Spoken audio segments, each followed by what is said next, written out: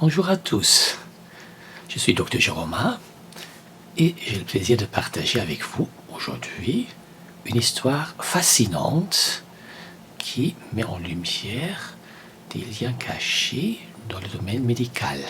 Alors essayez-vous, détenez-vous et imaginez avec moi une personne nommée Morgane. Morgane était une femme active jusqu'au moment où elle ressentait des douleurs partout dans son corps qui l'obligeaient même à abandonner sa carrière. Mais ce n'était pas seulement la douleur qui l'affectait. Elle avait aussi du mal avec des choses qui semblaient normales pour nous, comme le toucher d'un tissu ou la luminosité d'une pièce.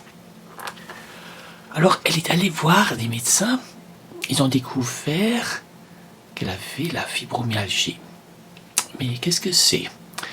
La fibromyalgie, c'est une maladie qui cause de la douleur partout dans le corps et qui est très difficile à diagnostiquer. Imaginez, vous réveillez tous les jours avec une douleur qui semble ne jamais s'arrêter. Mais l'histoire de Morgane avait une autre dimension intéressante. Elle était extrêmement sensible à son environnement. La lumière, le son, le toucher, tout semblait la déranger. C'est ce qu'on appelle l'hypersensibilité.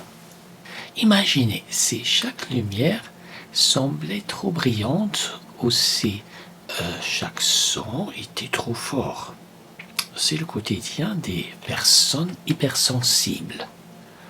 Alors, qu'est-ce qui est le lien entre ces deux conditions?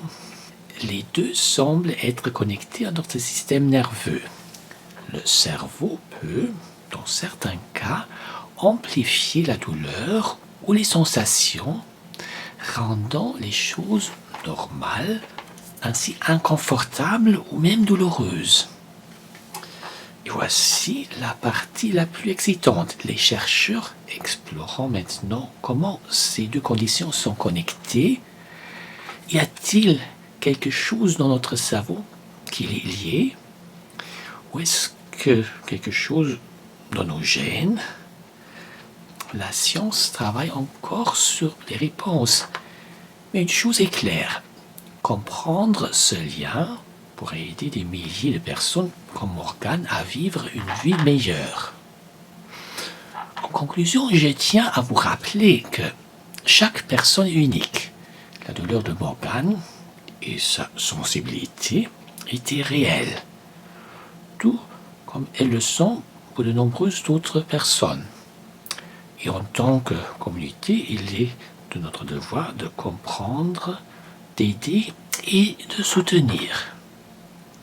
Si vous ou quelqu'un que vous connaissez souhaitez en savoir plus sur la fibromyalgie et l'hypersensibilité, je vous recommande vivement de visiter le site traitement-de-la-fibromyalgie.com. Vous y trouverez une mine d'informations précieuses. Merci de m'avoir écouté aujourd'hui. Et n'oubliez pas, la compréhension est la première étape vers la guérison.